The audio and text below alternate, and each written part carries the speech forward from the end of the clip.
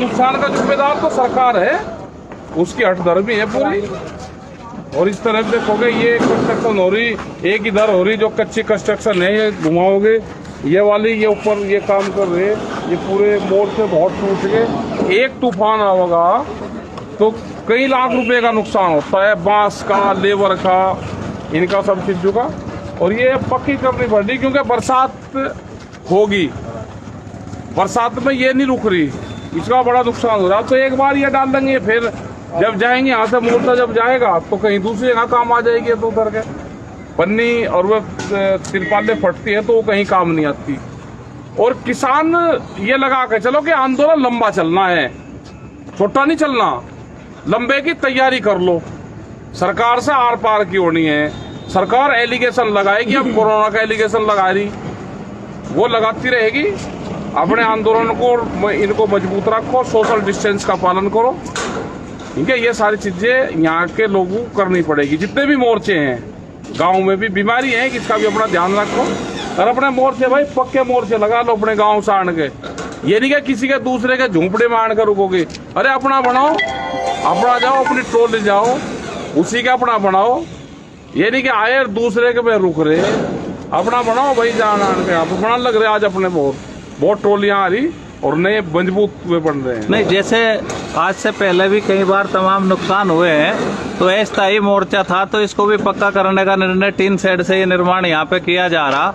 तो जो ये खाने का सामान या दूसरी तरह की चीजें थी उनका भी बार बार नुकसान होता रहा है। हाँ, उनका भी होता रहे नुकसान, तो बहुत नुकसान का होता रहे। भाई देखिए, आप देख सकते हैं टिकैत साहब हमारे साथ थे और खुद जो है यहाँ पे टेंट बनाने की सेवा में लगे हुए हैं। विर्क साहब हैं, तमाम लोग हैं और बड़ी सावधानी के साथ कार्य कर रहे हैं। ये हो सकता है कि मई 2024 तक आंदोलन चले, तो ऐसे नहीं, मई 2024 तक भी आंदोलन चल सकता है। सरकार इतनी हठधर्मी पे आ रही, तो यहाँ से जाएगा किसान है नहीं।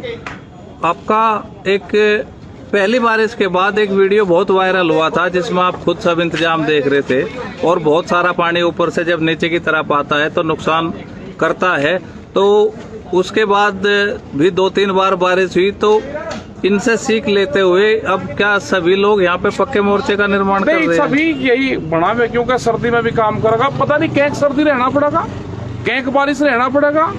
अब ये तो पटू जाएंगे, ये 6 महीने में 3-3 बार बदल लिए पन्नी। और ये इनका खर्चा भी है, अपना टीन ले आओ, अपने गांव में ले जाना, फिर तो पक्के टीन का ही निर्माण करना पड़ेगा। यही रुका, अगर इसके नीचे अपना बांस का, उसका झोंपड़े का उसका लगा लो तो ठंड कम लगेगी, क्योंकि अब बरसात आएगी, आगे फिर सर्दी आ जाएगी, फिर गर्मी आ जाएगी। तो क्या पता कि 1 साल रहना पड़ेगा, ये तो अभी पता ही नहीं। 26 तारीख को हो जाएंगे, 26 तारीख को 6 माह हो जाएंगे। और जब किसान गांव से चला तो उसने कहा कि हम 6 महीने का राशन लेकर चल रहे, तो आधा साल तो हो गया ना। अब आने वाले टाइम पे और कितना टाइम लगेगा ये तो नहीं पता। सरकार बातचीत करना चाहता, अब बात करते। कोरोना काल चल रहा, वे भी ठाल लिए हैं, सब लोग ठाल लिए हैं, क्योंकि जो कानून आए थे वे कोरोना काल में ही आए थे, उसको कर ले। और नहीं तो कितना लंबा चलेगा इसका कोई अंदाजा नहीं है।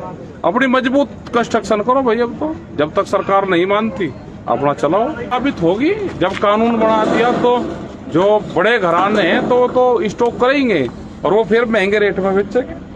अगर ये कानून खत्म हो गया होता तो फिर क्या सरकार करती?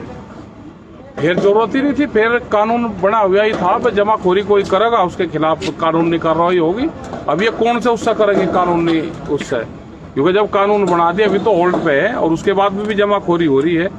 तो सरकार की आशंका तो ठीक है, सरकार की भी जनता की भी, इस कानून को रद्द करें, कानून को वापसी ले, MSP पे कानून बनावे, तो जब ही कंट्रोल होगा।